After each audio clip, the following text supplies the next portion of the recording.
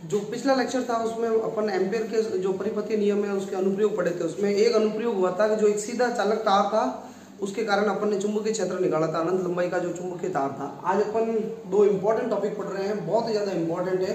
तो इसका जो अगला जो अनुप्रयोग है, मेरे ख्याल से एक ही अनुप्रयोग किया था हम लोगों ने, अब जो है सेकंड अनुप्रयोग है। ठीक है, सेकंड अनुप्रयोग जो है परिनालिका है, उसकी अक्ष पर हम चुंबकीय क्षेत्र की तीव्रता ज्ञात करेंगे। और पहले आप लोगों को पता होना चाहिए परिनालिका क्या होती है। हेडिंग लगा दो एक बार, धारावाही परिनालिका।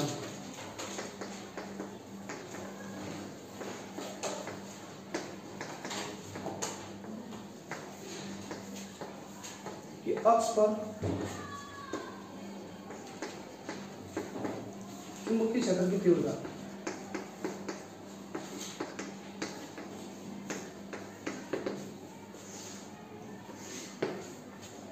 ठीक है, पहले परिनालिका को समझ लेते हैं, परिनालिका क्या होती है। तो एक बार परिनालिका की परिभाषा लिख लेते हैं।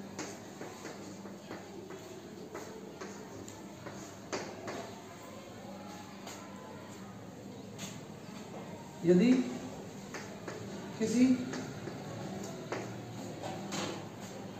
चालक पाइप पर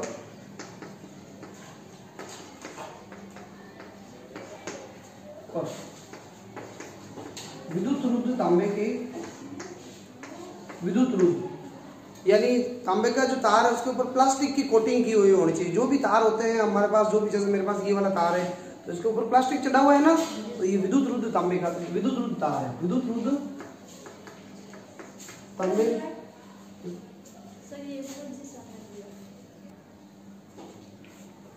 विद्युत रुद्ध तांबे के तार के अनेक फेरे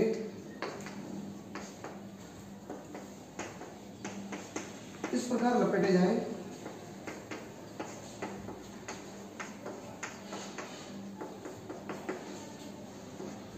विद्युत रुद्ध तांबे के तार के अनेक फेरे एक दूसरे के समीप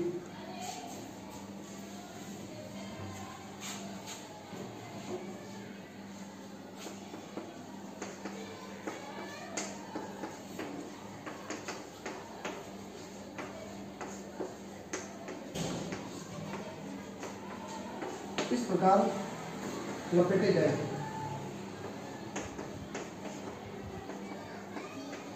फेरे का तल अक्ष के लंबवत हो। किसके लंबवत हो?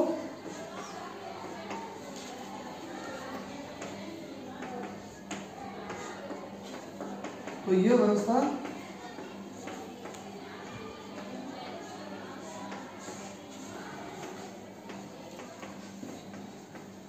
परिनालिका कहलाती है। क्या कहलाती है?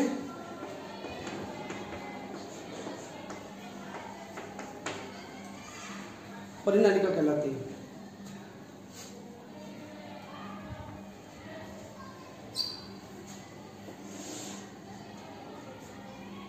ठीक है, एक कोई ये पाइप जो ले रहे हैं अपन। अच्छा, दूसरी एक और बात है, आदर्श परिनालिका जो होती है उसकी लंबाई बहुत ज्यादा होती है उसके व्यास की तुलना में। पहले एक बार देख लेते परिनालिका क्या होती है। देखो ये चालक पाइप है, ठीक है ना। अब ये पाइप तो हमने सपोर्ट के लिए रखा हुआ है, ये खाली मात्र सपोर्ट के लिए। इस पाइप के ऊपर क्या करना है आपको, बहुत सारे फेरे कुंडली नुमा रूप में लपेटने ऐसे एक दूसरे के ऊपर। ये देखो,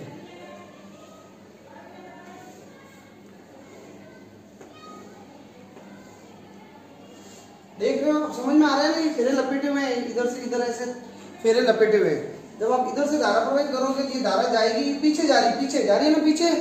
इसका जो ये जो पाइप है इसमें पीछे से धारा जा रही है और फिर वहां से पीछे से निकलते हुए इधर से क्या होगी, बाहर आएगी ना। बाहर आकर के फिर कहाँ जाएगी, नीचे। और इधर से नीचे होते हुए ये वापस दिख रहा है, ये सब पीछे लपेटा हुआ है। यहाँ से होते हुए धारा अंदर जाएगी, अंदर जाते हुए पीछे घूम करके ऊपर जा रही है, यहाँ से होते हुए वापस बाहर निकलेगी ऐसे। तो ऐसे हर फेरे में धारा इस प्रकार से गोल गोल घूमेगी। समझ में आया? धारा ऐसे गोल गोल चक्कर लगाएगी।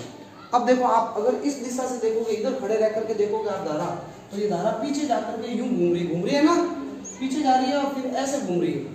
तो ये ऐसे घूम रही है तो आप अपनी उंगलियों को ऐसे घुमाओगे तो अंगूठा कहाँ आ रहा है, बाहर आ रहा है इधर। तो इधर तो चुंबकीय बल रेखा बाहर निकलेगी, ठीक है। इधर से चुंबकीय बल रेखा बाहर निकलेगी, इधर से चुंबकीय बल रेखा बाहर निकलेगी, जैसे बाहर निकलेगी और उधर से वापस पीछे से होते हुए अंदर जाएगी। इधर से इधर खड़े रह करके आप देखोगे, तो इधर खड़े रह करके देखोगे ये धारा पीछे से आकर के यूं जा रही है। तो आप अपने दाएं राइट हैंड को अगर आप ऐसे घुमाओगे तो आपका अंगूठा कहाँ जा रहा है, अंदर जा रहा है। तो एक तरफ से अगर आपके बल रेखा बाहर निकल रही है तो दूसरी तरफ से वापस क्या होगी, अंदर जाएगी। एक तरफ से अगर आपको देखने पे वामाव्रत लग रही है तो दूसरी तरफ से दक्षिणाव्रत लगेगी। जिधर से वामाव्रत लग रही है वो तो उत्तरी ध्रुव होगा और दूसरा वाला क्या होगा, दक्षिणी ध्रुव। ये समझ में तो आ रहा है आपको। एक पाइप है भाई, उसमें फेरा लपेटा हुआ है, तो फेरे आप साइड में खड़े रह करके देखो, इधर साइड में, इधर इस साइड में खड़े रहना, आपकी आंख यहाँ रहनी चाहिए।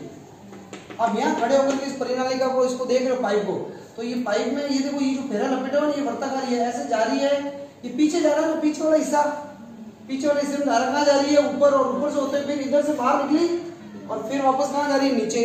तो ये पीछे से ऊपर जा रही है और फिर ऐसे होते वापस नीचे। तो ये कौन सा लग रहा है, मेरी तरफ आप खड़े होकर के देखो, तो ये कौन सी दिशा है, ये कौन सी दिशा है, ऐसे घड़ी के विपरीत है ना, घड़ी के विपरीत है वामाव्रत, इसलिए उत्तरी ध्रुव का काम करेगा। और उत्तरी ध्रुव से बल रेखा बाहर निकलती है और वापस दक्षिण ध्रुव में प्रवेश करती है। समझ रहे हो, अंदर धारा जो है एक्स से एन की तरफ जाती है, अंदर तो धारा लगभग एक दूसरे के समान समरूप होती है।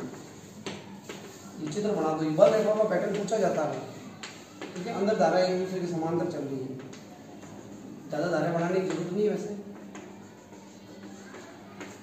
ये परिनालिका का चित्र बना दो। परिनालिका कुछ नहीं है, बहुत सामान्य परिभाषा, चाहो तो सिंपल तरीके से लिख सकते हो कि एक पाइप विद्युत तांबे के तार के अनेक फेरे कुंडली नुमा रूप में लपेटने पर जो व्यवस्था बनती है उसको अपन क्या कहते हैं, परिनालिका। विद्युत तांबे के तार के अनेक फेरे कुंडली नुमा रूप में लपेटते हो तो इसको अपन कहेंगे परिनालिका।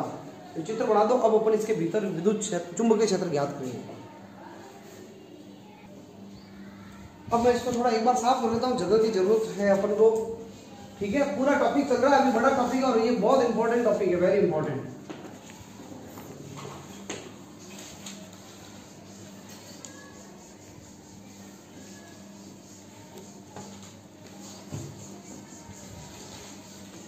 आपने देखा होगा परिनालिका के अंदर जो है चुंबकीय बल रेखा जो थी एक दूसरे के समांतर थी ना, एस से एन की तरफ जा रही, बाहर जाकर फैल रही थी, लेकिन अंदर तो एक जैसी समांतर थी। और समांतर जो बल रेखा होती है तो वो एक समान क्षेत्र को बताती है। तो चुंबकीय क्षेत्र परिनालिका के भीतर समरूप होता है। कैसा होता है, समरूप होता है, एक समान चुंबकीय क्षेत्र होता है। अब अपन परिनालिका के अक्ष पर चुंबकीय क्षेत्र ज्ञात करेंगे। तो इसके लिए देखो आपको चित्र बनाना है, थोड़ी बहुत लैंग्वेज भी लिख लेंगे अपन, या फिर थोड़ी लैंग्वेज लिख लो आप लोग, पहले लैंग्वेज लिख लो। माना हमें परिनालिका के भीतर अक्ष पर चुंबकीय क्षेत्र की तीव्रता ज्ञात कर रही है।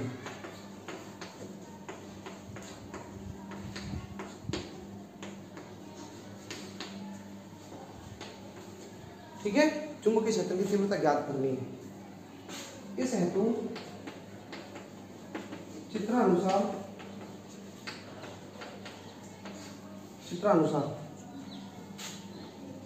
आयताकार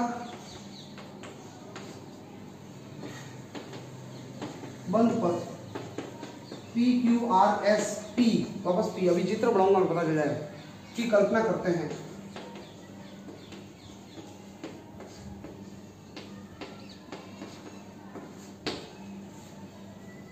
यहाँ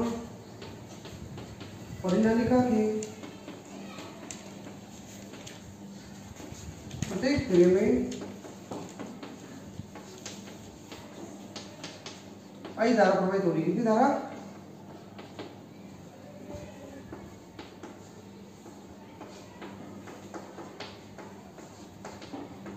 बस ये इतने से लैंग्वेज लिखेंगे, ज्यादा कोई अन्य लैंग्वेज का कोई मतलब नहीं है, ठीक है। लिख लो फटाफट इसको।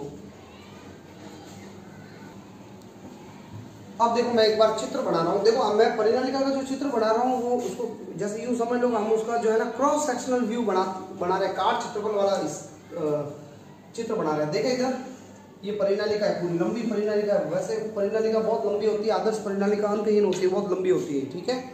और सामान्य स्थितियों में परिनालिका जो है हम उसका व्यास छोटा लेते हैं और लंबाई जो है वो बड़ी होती है। देखो ध्यान दो, इधर परिनालिका के जो फेरे हैं ना उनको मैं इस तरीके से बना रहा हूँ, आप देखना इधर, ये जो, अब जैसे आप मुझे बात बताओ, जैसे चौक है, इस चौक को अगर मैं काट दूंगा, बीच में से ये तोड़ दूंगा, तो इसका जो आगे वाला जो हिस्सा है वो कैसा दिख रहा है, वर्ताकार दिख रहा है ना। तो आपने जो तार लपेटे हुए थे परिनालिका के ऊपर, याद है आपने तार लपेटे थे, तो उसको बीच में से कट कर रहे थे। देखो ये जो तार है ना, ये तार का ये एक फेरा दिखा रहा हूं मैं आपको, दिख रहा है ये एक फेरा, और भाई जो फेरा है उसको थोड़ा मोटा मैंने सही ढंग से दिखाया आपको। ये जो तार लपेटा था ना आपने, ये ऐसे तार लपेटा था, इस वाले हिस्से से धारा क्या आ रही थी, बाहर आ रही थी ना, तो इधर से धारा बाहर आ रही थी और बाहर आके फिर कहाँ जा रही थी, नीचे, और नीचे से होते हुए यहाँ से होते हुए वापस कहाँ जा रही थी, अंदर जा रही थी।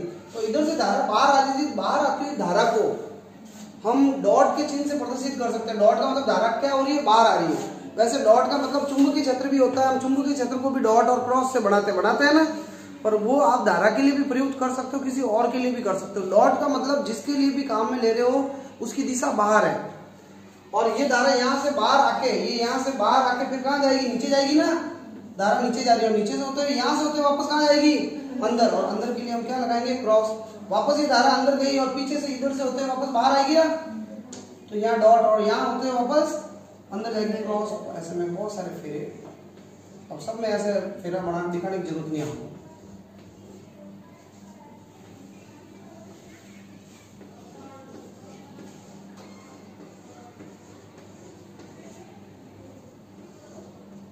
ठीक है, ये नीचे सब क्रॉस है, ऊपर सब डॉट है, यानी डॉट जो है चिन्ह प्रदर्शित कर रहा है कि धारा तल के लंबवत बाहर की ओर है, और क्रॉस चिन्ह जो है मैं यहाँ पे लिख लूंगा एक बार, नहीं तो भी चलेगा। देखो इधर ये एक और लास्ट वाला यहाँ पे फेरा दिखा है, धारा ऊपर से कहाँ जा रही है, नीचे। ये परिनालिका की ये जो रेखा है इसको परिनालिका की क्या कहते हैं, अक्ष। अब मैं एक आयताकार पथ की कल्पना कर रहा हूँ, ये देखो दिख रहा है भाई, ये पथ PQ, ये PQ लंबाई अक्ष के ऊपर ही है, और P से Q तक की जो लंबाई है उसको नाम देते हैं कैपिटल L, फिर QR, फिर R से S, और S से वापस कहाँ पे है, P पे। हम इसके ऊपर चक्कर लगाएंगे, ऐसे जाएंगे हम।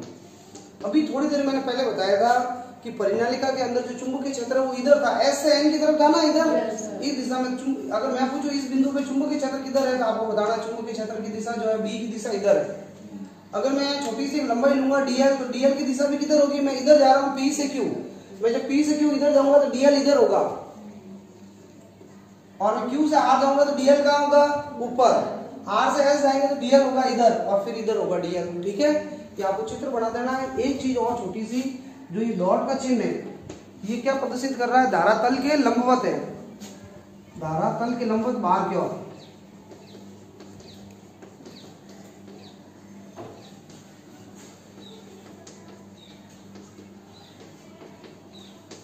और क्रॉस क्या प्रदर्शित कर रहा है, धारा तल के लंबवत अंदर की ओर है ना। क्रॉस का मतलब धारा अंदर जा रही है, और डॉट का मतलब बाहर जा रही है। तो ये चित्र बनाओ जल्दी, फिर डेरिवेशन शुरू करते हैं। तो अब अपन बायो ये क्या कहते हैं, एम्पियर का नियम लगाते हैं, ठीक है ना। एम्पियर के नियम से, एम्पियर का जो परिपत्र नियम है क्या कहता है भाई, B dot dl mu naught sigma i, ये एम्पियर का नियम है। ठीक है, इसको समीकरण 1 दे देते हैं। अब देखो, अभी तक जो हम पथ ले रहे थे वो वर्ताकार ले रहे थे, कैसा ले रहे थे, वर्ताकार। लेकिन इस बार इस परिनालिका के लिए वर्ताकार पथ बना करके इसको पैक नहीं कर सकते आप, तो मैंने आयताकार पथ ले लिया। मैं इस पूरे आयताकार पथ को मैं 4 टुकड़ों में तोड़ रहा हूँ, आप थोड़ा ध्यान से देखना। चलो वहां लिख लेते हैं उससे।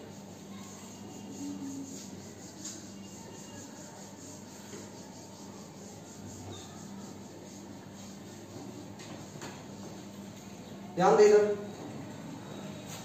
ये जो पूरा पथ है आयताकार, इसको मैं 4 खुले पथों में तोड़ रहा हूँ। B डॉट dl, पहले P से कहां तक जाएंगे हम, Q तक, P से Q तक, P से Q, फिर Q से, फिर अगला टुकड़ा Q से R, B डॉट dl, फिर R से S, और लास्ट में फाइनली S से P, S से वापस P तक आ जाएंगे, B डॉट dl। और सामने पड़ा है म्यू नॉट सिग्मा i। इसको समीकरण नंबर 2 देखो। अब देखो, सब में डॉट हटाना है अपन को, या इसी के नीचे लिख लेता हूं मैं, डॉट क्या दूं, देखें समीकरण 2 तो यहाँ ये जो पथ है ना, PQ वाला पथ, P से Q वाला पथ, PQ के लिए PQ वाला पथ है। इसमें आप कहां से किधर जा रहे हो, P से Q इधर जा रहे हो ना, आप इधर जा रहे हो, dl की दिशा इधर है, आप जिधर जाओगे उधर ही dl की दिशा होगी, और चुंबकीय क्षेत्र भी तो इधर ही है, तो B और dl दोनों है ना समांतर है। क्या है, B और dl दोनों समांतर है। और समांतर होने से थीटा कितना हुआ 0 और cos 0 अभी अपन हटाएंगे तो cos 0 1 होगा। फिर PQ के अलावा जो है ना क्यू आर, देखो क्यू से आर के लिए, क्यू से आर जब जाओगे आप तो क्यू से आर आप तो जा रहे ऊपर,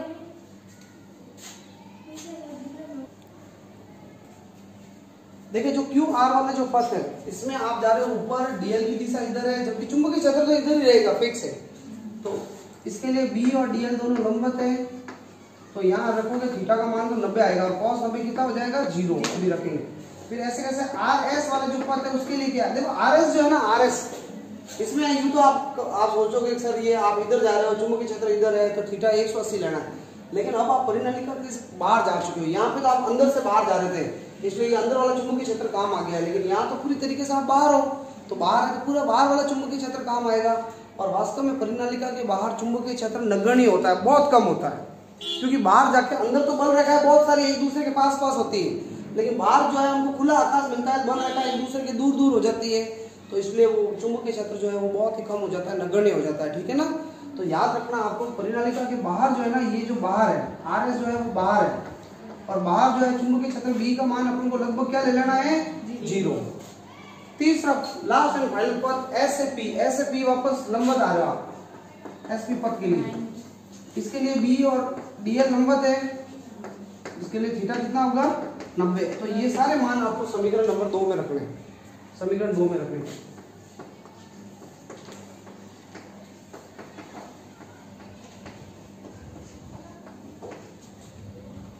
देखिए P से Q तक है ये B dl डॉट हटाओ, डॉट हटाओगे तो क्या आएगा cos थीटा, थीटा की जगह 0 आएगा, पहले वाले के लिए थीटा 0 आएगा, दूसरे वाले के लिए क्या आएगा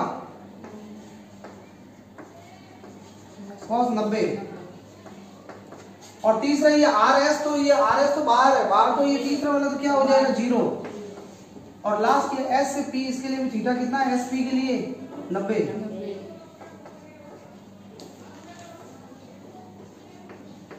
और सामने है mu naught sigma I, not करो कॉस के मान रखना है। ठीक है, चित्र हटाएंगे, डॉट हटाते हैं तो कॉस आता है, क्रॉस अगर क्रॉस होता है ना सदिश गुणनफल तो साइन थीटा आता है, और यहाँ पे ये अदिश गुणनफल है, अदिश गुणनफल में हमेशा कॉस थीटा आता है। ठीक है, और यहाँ पे अपन जब भी यहाँ डॉट और वेक्टर हटाते हैं तो कॉस आएगा, अदिश बिंदु गुणनफल में कॉस आता है, ये लंब में पड़ा हुआ है।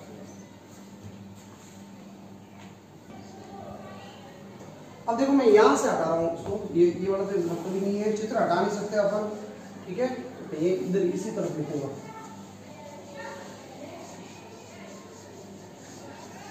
तो भाई मान रखते हैं, देखो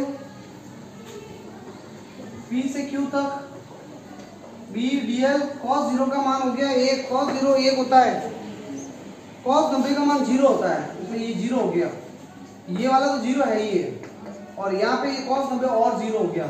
कहने का मतलब 3 जने हट गए हैं, खाली एक ही रहा है, कौन सा वाला रहा है, वो भी P से लगा के Q तक। अब आप B को बाहर ले लो, B को बाहर लोगे क्या होगा म्यू नॉट सिग्मा। ठीक है, अभी तो इस साइड को तो छेड़ ही रहा हूं। B dl का क्या आएगा भाई, समाकलन dl का देखो 2πr वर्त है जो 2πr आएगा।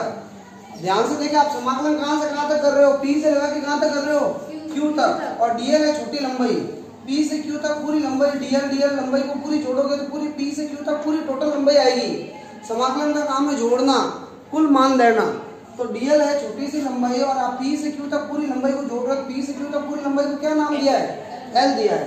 तो अब वर्क होता है तब 2πr आता है, यहाँ तो सीधी लंबाई है, तो dl का समाकलन करेंगे P से Q तक तो पूरी लंबाई आएगी और P से Q तक पूरी लंबाई है L म्यू नॉट। अब देखो यहाँ पे सिग्मा आई क्या होगा, ध्यान दो इधर, ये एक फेरा जो है इससे आई धारा जा रही है, कितनी धारा आई। अब देखो ये आई धारा गई इधर से होते हुए वापस अंदर गई, अंदर से घूम के वापस आई, हालांकि ये यही धारा आ रही है वापस, ये गई पीछे से घूम करके वापस यही धारा आ रही है, वो आई धारा घूम करके आ रही है। लेकिन मेरे लिए तो ये बंद पथ जो है इतना यहाँ तक की, और एम्पियर का नियम कहता है बंद पथ के अंदर से जाने वाली सभी धाराओं का योग लेना है। तो एक फेरे से अगर आई धारा गुजर रही है, 2 फेरे होंगे तो कितनी धारा होगी 2i, 3 फेरे होंगे तो कितनी होगी 3i। तो मान लो यहाँ पे कुल n फेरे, कितने फेरे हैं n फेरे, तो n फेरों से कितनी धारा निकल रही है कुल धारा, तो ये कुल धारा का मान होगा n आई होगा। समझ में आया? सिग्मा आई जो है कुल धारा है, उसका मान होगा एन आई। अगर आप एम्पीयर का नियम ये पद यहां तक बढ़ा देते, आप यहां तक पूरा ले लेते पूरा, तो फिर इसके अंदर आने वाले ये फेरे और ये फेरे सारे आ जाते हैं। और आपको पता है डॉट का मतलब धारा बाहर आ रही है और क्रॉस का मतलब वापस क्या हो रही है, अंदर जा रही है। बाहर जाने वाली को प्लस लेते हैं और अंदर जाने वाली को माइनस लेते हैं। कुल धारा जो है प्लस आई और माइनस गई वापस, फिर प्लस आई माइनस गई, पूरा कुल कितना हो जाता, जीरो हो जाता। इसलिए हमने पूरा पथ नहीं लिया है, खाली कितना लिया है, आधा ही लिया है, यहीं तक लिया है। समझ में आया? कोई डाउट है तो बोल दो भाई, इसके अंदर कोई कंफ्यूजन नहीं होना चाहिए। एक फेरे से आई धारा गुजर रही है तो एन फेरों से एन आई, हालांकि इसमें कोई एन आई धारा प्रवाहित नहीं हो रही है, धारा तो आई प्रवाहित हो रही है, लेकिन ये घूम घूम करके वापस आ रही है ना। हमारे तो पीछे से आकर के वापस इस बंद पथ के अंदर से निकल रही है, हमारे लिए तो नई धारा होगी। तो हमने कुल धाराओं को क्या कह दिया, एन आई। अब आप एन को नीचे भेज दो,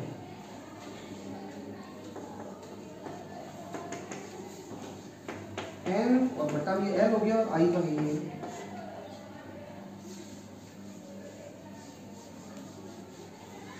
एन है कुल फेरे, एन क्या है, कुल फेरे जानना। और भाई ये जो आया है म्यू नॉट कैपिटल एन बटा कैपिटल एल को स्मॉल एन नाम दे दो। क्या नाम दे दो?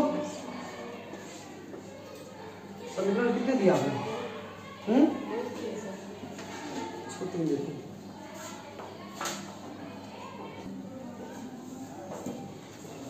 जहां स्मॉल एन किसको लिखा है मैंने,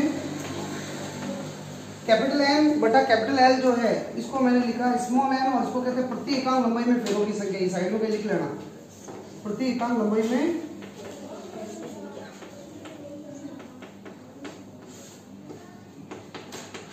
फेरों की संख्या, प्रति एकांक लंबाई में फेरों की संख्या। और कैपिटल एन क्या पता है, वो कैपिटल एन कुल फेरों की संख्या है। क्या है?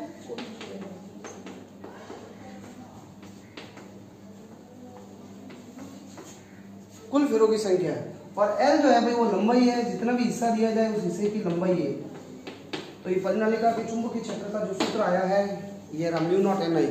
इस सूत्र से आप देख रहे हो कहीं पर भी आर स्मॉल आर कोई दूरी आ रही है क्या, दूरी नहीं आ रही है। इसका मतलब चुंबकीय क्षेत्र अंदर परिनालिका के अंदर पूरा नियत रहता है। चुंबकीय क्षेत्र अंदर कहीं पर भी चले जाओ, केंद्र पर रुकना जरूरी नहीं है, परिनालिका के अंदर किसी भी हिस्से पे चले जाओ आप, उसके अंदर चुंबकीय क्षेत्र अक्ष पर जो है वो एक समान ही रहता है, म्यू नॉट एन आई रहता है। ठीक है, तो अपने ग्राफ बना देते हैं पहले, इंपॉर्टेंट ये मैं तो बोर्ड पूरा रफ करना पड़ेगा मुझे। तो हम परिवर्तन ग्राफ बना देते हैं चुंबकीय क्षेत्र के साथ परिवर्तन ग्राफ। ठीक है, इसका ग्राफ देखते हैं अपन को। परिनालिका के भीतर अक्ष पर चुंबकीय क्षेत्र बी में दूरी के साथ परिवर्तन ग्राफ। ठीक है, बी व आर के मध्य या बी व एक्स के दो भाई, एक्स का दो प्लस एक्स है और इधर क्या है माइनस एक्स। तो परिनालिका के भीतर ग्राफ पूरा एक जैसा चलता है, लेकिन देखो इधर परिनालिका की मानो लंबाई एल है, कितनी है, एल लंबाई है, ये तो बीच में केंद्र है, एल लंबाई, इधर वाला हिस्सा होगा l/2 नहीं होगा क्या, प्लस l/2 और इधर कितना होगा माइनस l/2, कुल लंबाई पूरी कितनी होगी एल लंबाई। तो परिनालिका के भीतर जो है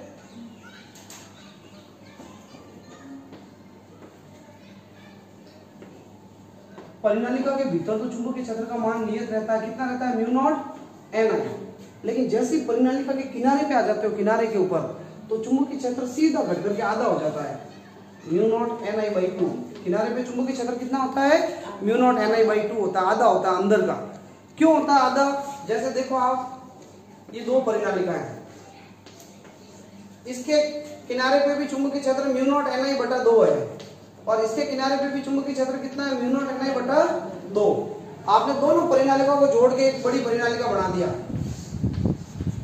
इन दोनों परिनालिकाओं को जोड़ दिया, जोड़ते ही ये दोनों के ये जो बिंदु है ये कहाँ आ गए, ये तो अंदर आ गए, और अंदर चुंबकीय क्षेत्र, इन दोनों चुंबकीय क्षेत्र भी जुड़ जाएंगे, और दोनों चुंबकीय क्षेत्र जोड़ो म्यू नॉट एन आई बटा 2, म्यू नॉट एन आई बटा 2, तो कितना हो जाएगा म्यू नॉट एन आई हो जाएगा। और अंदर तो चुंबकीय क्षेत्र म्यू नॉट एन आई होता है ना, तो अंदर चुंबकीय क्षेत्र म्यू नॉट एन आई होता है, या इसका उल्टा समझ लो, अंदर चुंबकीय क्षेत्र म्यू नॉट एन आई, इसको काट दो, काट दोगे तो आधा टुकड़ा उधर रह गया, आधा टुकड़ा इधर हो गया, तो चुंबकीय क्षेत्र भी क्या हो जाएगा, आधा आधा हो जाएगा। तो अंदर तो पूरा चुंबकीय क्षेत्र एक जैसा होता है म्यू नॉट एन आई, लेकिन जैसे किनारे पे आओगे तो उसके एक हिस्से में ही है सब, दूसरे हिस्से में कुछ नहीं है, इसलिए चुंबकीय क्षेत्र एकदम घट करके कितना हो जाएगा आधा। ये आपको नोट कर लो जल्दी, ग्राफ बढ़ा दो बस, ये तो लिखने की जरूरत नहीं थी।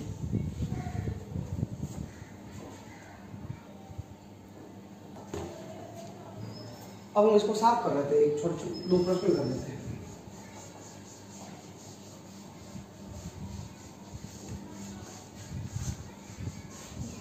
सिंपल से क्वेश्चन कर रहे हैं, तो फॉर्मूला प्रैक्टिस ताकि फॉर्मूला समझ में आ जाए। ठीक है, प्रश्न करो, लिखो एक 100 फेरों व 10 सेंटीमीटर लंबाई की परिणालिका 5 एम्पीयर धारा प्रवाहित हो रही, कितनी 5 एम्पीयर धारा प्रवाहित हो रही।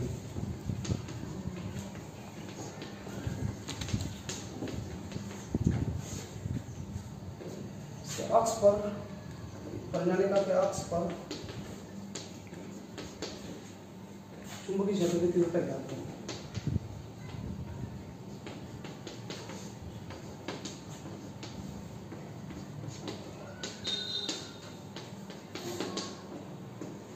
देखो फेरे दिए 100 फेरे, सीधा लिखा 100 फेरे, तो मतलब ऐसे नहीं दिया है कि 100 फेरे प्रति सेंटीमीटर प्रति मीटर, ऐसे पीछे प्रति नहीं लगा हुआ है ना, खाली दिया है 100 फेरे, मतलब इतने फेरे, यानी कुल फेरों की संख्या दी हुई है n कितना दिया हुआ है 100। तो फिर लंबाई भी देगा, ये लंबाई कितनी दी है 10 सेंटीमीटर, सेंटीमीटर को मीटर में बदलना है तो 10 की घात -2 से गुणा कर दो, तो ये मीटर में आ गया। ठीक है, और फिर इसके बाद धारा का मान भी कितना दिया है 5 एम्पियर। तो सूत्र क्या होता है परिणालिका के भीतर चुंबकीय क्षेत्र का, mu not an I, mu naught तो होता है 4 पाई × 10 की घात -7 होता है, एन का मान, अच्छा स्मॉल एन निकालना पहले, एक सेकेंड हो गई, पहले स्मॉल एन तो जरूरी है अपने लिए। तो प्रति इकाई लंबाई में फेरों की संख्या,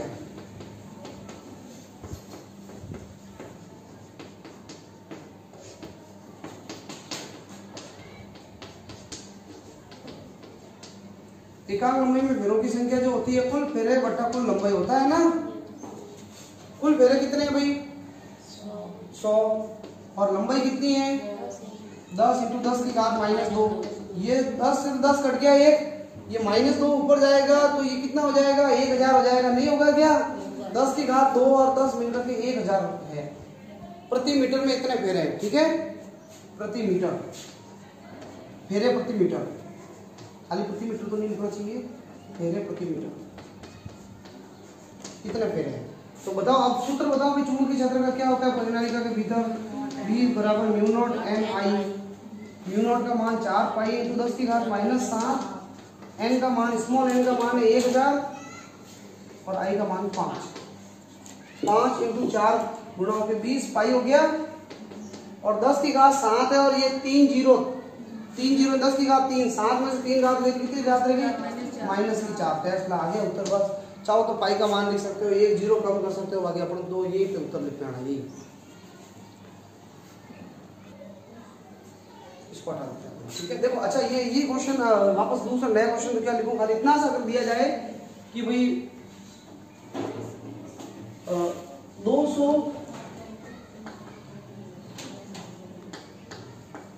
फेरे प्रति सेंटीमीटर, 200 फेरे प्रति सेंटीमीटर की परिणालिका में इतनी धारा प्रवाहित हो रही, तो अब की बार आपको इस क्वेश्चन में क्या किया, कैपिटल एन नहीं दिया है, इस बार इसने कहा फेरे प्रति सेंटीमीटर में इतने, तो इसका मतलब ये स्मॉल एन डायरेक्टली दे दिया आपको, स्मॉल एन कितना दे दिया 200 फेरे प्रति सेंटीमीटर के अंदर है, 200 फेरे हैं, और वो भी कितने प्रति सेंटीमीटर, बट्टा में सेंटीमीटर है तो सेंटीमीटर को तो मीटर में बदलना पड़ेगा, बट्टा में मीटर में बदलना है, 10 की घात -2 से बट्टा में गुणा करना है, ये क्या आ जाएगा मीटर आ जाएगा, और 10 की घात -2 ऊपर जाएगा क्या हो जाएगा 2000।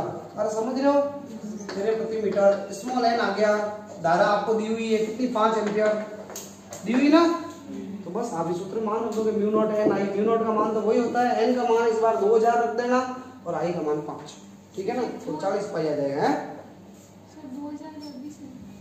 20 कहां से होगा, 200 तो दिए हुए हैं और 10 की घात, अच्छा 20000 होगा, सॉरी 20000, एक जीरो कम कर देंगे, ठीक है 20000 हो जाएंगे, है ना, तो ये रख दोगे मान भाई, चलो ये रख कर दूं मैं, हो जाएगा ना 20000 होगा।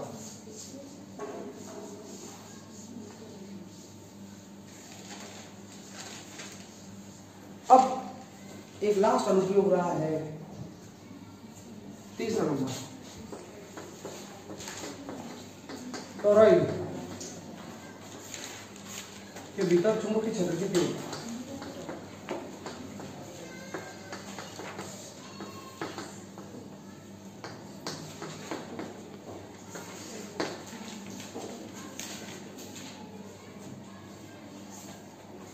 देखो परिनालिका होती है सीधी और टॉरॉइड जो होता है वर्ताकार। यदि एक परिनालिका के दोनों सिरों को अगर मिला दो, वर्ताकार रूप दे दो, तो वो जो होगा वो टॉरॉइड बन जाएगा। क्या बन जाएगा? टॉरॉइड। या किसी वर्ताकार वलय के ऊपर विद्युत रूप तांबे के तार के अनेक फेरे लपेट दो, तो इसको अपन क्या कहते हैं? टॉरॉइड कहते हैं। ठीक है, तो परिभाषा लिख लेते हैं एक बार। तो टॉरॉइड की परिभाषा डबल इन्वर्टेड कॉमा, किसी वर्ताकार कुचालक वलय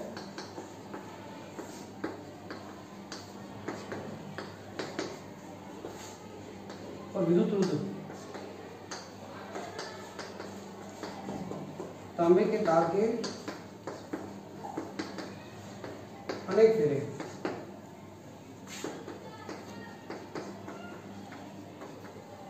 लपेटने पर यह व्यवस्था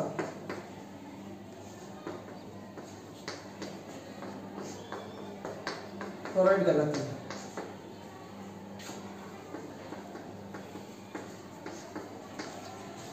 ठीक है, लंबी परिनालिका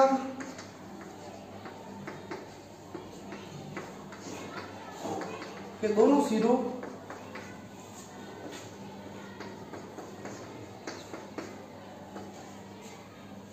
को वर्ताकार रूप में मिलाने पर दोनों सिरों को मिलाकर वर्ताकार रूप देने पर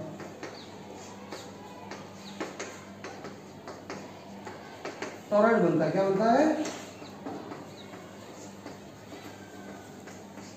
हम टॉरॉइड के अंदर उसकी क्रोड में चुंबकीय क्षेत्र ज्ञात करेंगे। अभी बता देते कैसे क्या करेंगे।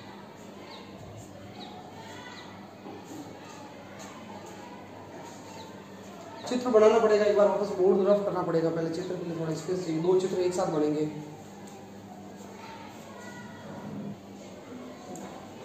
थोड़ा सा जगह स्पेस चाहिए।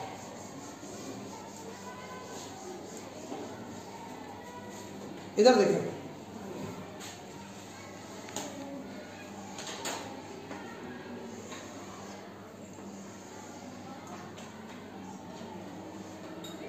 ये देख रहे हो आप, एक पाइप, एक वर्ताकार वलय है, उसके ऊपर तांबे के तार के अनेक फेरे लपेटे हैं। देख रहे हो ना? तो ये जो व्यवस्था बनेगी उसको क्या कहेंगे हम? टॉरॉइड कहेंगे। ठीक है, इस व्यवस्था को आप क्या कहोगे? इसको टॉरॉइड कहेंगे। कोई कंफ्यूजन है तो बताओ इसके अंदर। टॉरॉइड में ये जो धारा है इस तरीके से लेते हैं नीचे। ठीक है, ये ऐसे करके पहुंच जाए।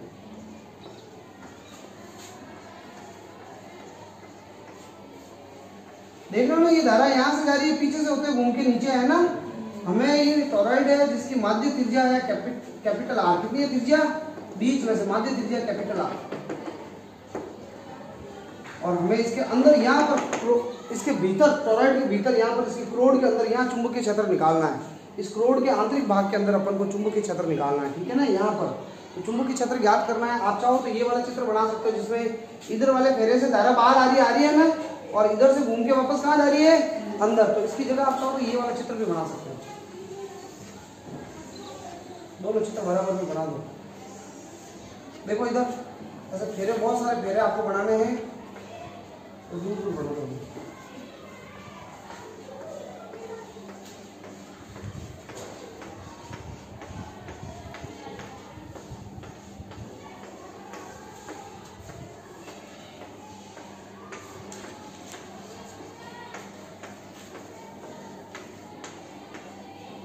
देखो कोई भी फेरा देख लो, कोई ध्यान दो। इधर धारा इधर जा रही है ना, ऐसे इधर जा रही है। इस हिस्से से तो इधर से तो धारा क्या हो रही है? बाहर आ रही है। बाहर आते हुए हम क्या लगाएंगे? डॉट। और इधर से होते हुए क्रॉस अंदर जा रही है अंदर, फिर पीछे से घूम के वापस उधर से बाहर आएगी और इधर से अंदर जाएगी। ये सब तो अंदर वाले में तो क्या लगा दिया हमने? डॉट। आप चाहो तो इधर क्रॉस ले सकते हो और बाहर डॉट ले सकते हो। और वो डाउट तो नहीं है? पहले परिनालिका वाला वो बनाया वही तो है यार।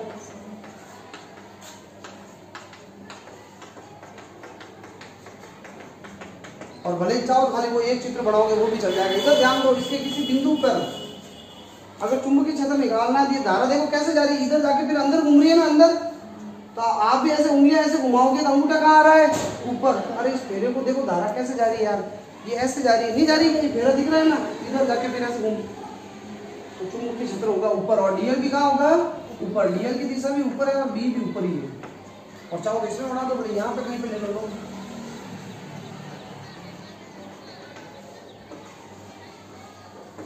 डीएल की दिशा और बी की दिशा दोनों एक ही तरफ होगी, ध्यान रखना, इस पर सेकंड करोगे, ठीक है।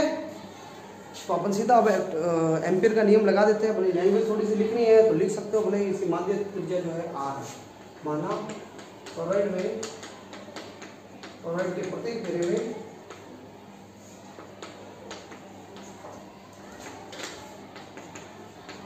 आई धारा प्रवाहित होगी।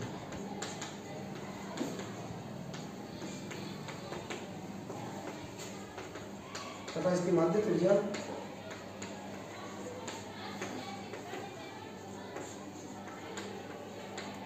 कैपिटल आर कितनी है, कैपिटल आर। हमें प्रोड के भीतर, हमें आंतरिक, हमें भीतर चुंबकीय क्षेत्र ज्ञात करना है।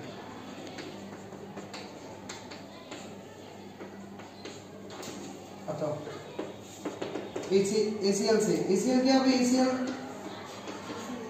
Close integral B dot DL mu naught sigma I. और यहाँ तो वृत्ताकार ही है, ये तो इसको तोड़ने की जरूरत ही नहीं है। डॉट हटाओगे तो कॉस क्या आएगा, 0 आएगा, क्योंकि B और DL दोनों एक ही दिशा में है।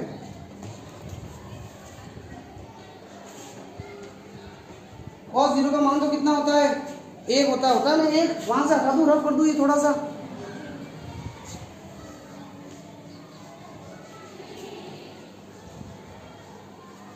साइड में बता देना भाई कि बी और डीएल दोनों समांतर है, तो साइड में इसमें थीटा 0 डिग्री, कॉस 0 तो 1 हो गया है, इसलिए ये बी डीएल बच गया म्यू नॉट सिग्मा आई। बी तो बाहर आ जाएगा, तो अंदर कौन आ जाएगा, डीएल। डीएल का समाकलन क्या होगा, वर्ग है, वर्ग के लिए 2 पाई आर होता है ना, डीएल का समाकलन करोगे तो पूरी लंबाई ये आ जाएगी बीच वाली, और ये होती है 2 पाई आर। क्या होती है, 2 पाई आर म्यू नॉट। और सिग्मा आई क्या होगा, देखो भाई ये आपने वृत्ताकार पथ इतना इतना लिया ना, इसके अंदर कौन कौन से फेरे आ रहे हैं, ये अंदर वाले डॉट वाले फेरे अंदर ही तो है, क्रॉस वाले तो बाहर रह गए, डॉट वाले अंदर है। एक फेरे में आई धारा है तो एन फेरे होंगे, तो कितनी धारा होगी, एन आई। सेम परिनालिका की तरह एन फेरे, एक फेरे से आई धारा जा रही है तो एन फेरे है, तो कितनी धारा हो जाएगी, एन आई। कोई डाउट है यहाँ पे, हालांकि घूम के वापस वही धारा वापस आ रही है, लेकिन वो तो हमारे लिए बाहर है ना।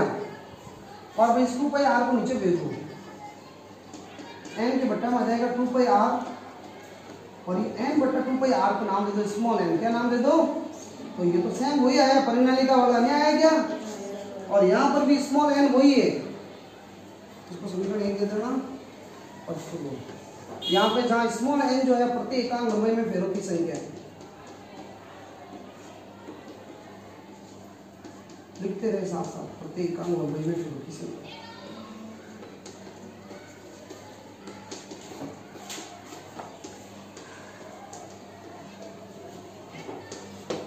इसको नोट करें एक बार। तो ये टॉरॉइड के कारण चुंबकीय क्षेत्र की तीव्रता आ गई, स्मॉल एन वही है, प्रति एकांक लंबाई में फेरों की संख्या, कुल फेरे बटा ये लंबाई। वहां परिनालिका सीधी थी तो उसकी लंबाई एल आई थी, यहाँ वृत्ताकार है ये टॉरॉइड, तो इसलिए इसकी लंबाई 2 पाई आर आ गई, ठीक है ना। देखो टॉरॉइड के अगर आपको कहते हैं कि चुंबकीय क्षेत्र यहाँ टॉरॉइड के भीतर नहीं, इस जो ये क्रोड है इसके अंदर यहाँ और बाहर आपको चुंबकीय क्षेत्र निकालना है, तो टॉरॉइड की जो आंतरिक कोर है, ये जो क्रोड है, अगर आपको मैं कहूँ यहाँ पे निकालो, इस बिंदु P1 पे, इस पे चुंबकीय क्षेत्र निकालो, वो तो बिंदु P था, वो यहाँ निकालो, तो यहाँ पे लोगे, यहाँ निकालना है तो फिर आपको यहाँ इतना एक बंद पथ बनाना पड़ेगा, बंद पथ बनाना पड़ेगा ना।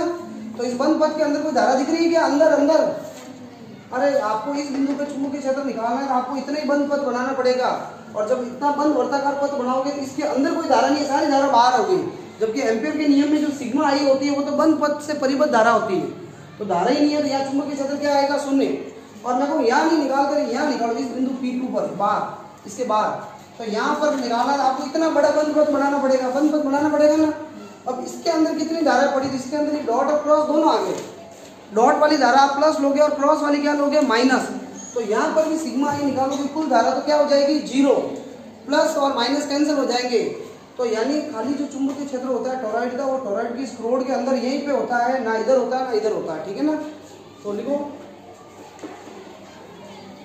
रोड के बाहर बिंदुओं P1 और P2 पर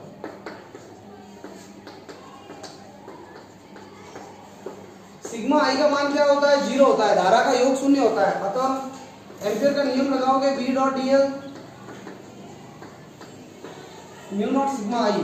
तो सिग्मा आई की जगह 0 रखोगे, पूरा ये B dl किसके बराबर आ जाएगा, 0 के बराबर। और इस वजह से B भी कितना आ जाएगा, 0। अरे समझ रहे हो ना, चुंबकीय क्षेत्र 0 आ जाएगा। तो टोरॉइड के दोनों बिंदुओं पे ये इधर और इधर चुंबकीय क्षेत्र नहीं होता है, होता कहाँ है, अंदर। और टोरॉइड के भीतर जो चुंबकीय बल रेखा होती है वो कैसी होती है पता है, वर्ताकार रूप में होती है। कैसी होती है, वर्ताकार, सकेंद्रीय वर्तों के रूप में होती है चुंबकीय बल रेखा है। टोरॉइड के भीतर चुंबकीय बल रेखा है सकेंद्रीय वर्तों के रूप में होती है, ये भी लाइन नीचे लिख लेना। और दूसरी मेन एक चीज, टोरॉइड बाकी जितनी भी युक्तियां हैं जिनमें चुंबकीय बल रेखाएं होती है, भले परिनालिका हो या कोई भी हो, एक उत्तरी ध्रुव होता है और एक क्या होता है, दक्षिणी ध्रुव। और वास्तव में टोरॉइड एक ऐसी व्यवस्था है जिसमें ना तो उत्तरी ध्रुव होता है ना ही दक्षिणी ध्रुव। समझ में आया, इसमें चुंबकीय बल रेखा इस प्रकार वृत्ताकार रूप से घूमती है। तो इस पूरे को आप देख लेना, ये एम्पियर का परिपत्र नियम हो गया। ये एक प्रायोगिक नियम है। ये एम्पियर का नियम जो है सार्वत्रिक गुरुत्वाकर्षण का नियम कैसे है वैसा नहीं है। सार्वत्रिक नियम इसको उसको कहते हैं जो कहीं पर भी किसी भी माध्यम में लग जाता है। ये तो माध्यम पे निर्भर कर रहा है, म्यू नॉट आ रहा है इसमें। कोई दूसरा माध्यम बदलोगे तो ये एम्पियर का नियम भी बदल जाएगा, ठीक है ना। तो बस ये एम्पियर के नियम के बारे में ये था। आप एक बार एम्पियर के नियम और गॉस के नियम की थोड़ी तुलना करना, देखना तो दोनों में क्या क्या मतलब क्या क्या है, समानता है असमानता, जो भी उन दोनों को एक बार देखना, ठीक है। तो आज के लिए इतना काफी है। अगले लेक्चर के अंदर हम पार्ट नंबर 3 स्टार्ट करेंगे, गतिशील आवेश के ऊपर लॉरेंज बल निकालेंगे, ठीक है ना।